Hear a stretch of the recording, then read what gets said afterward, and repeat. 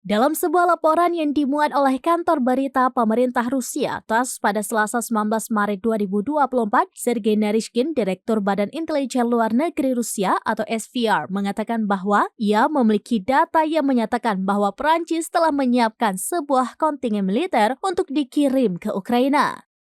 Naryshkin mengatakan bahwa informasi yang diterima Rusia mengindikasikan bahwa Prancis sedang mempersiapkan 2.000 yang akan ditempatkan di Ukraina. Pihak Rusia menyebut dengan demikian Prancis akan menjadi target prioritas yang sah untuk diserang Rusia.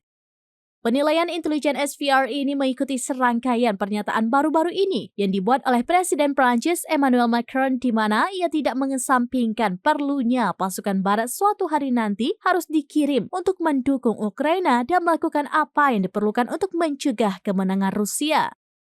Meskipun hal ini tidak sampai pada pernyataan niat yang tegas, ada kemungkinan bahwa para komandan militer Prancis telah diberi tugas untuk memikirkan opsi-opsi jika hari itu tiba.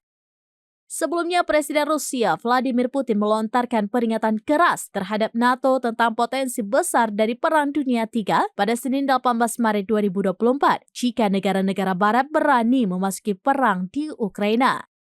Putin menyampaikan itu setelah ia menang telak dalam Pilpres Rusia dengan meraih lebih dari 87% suara.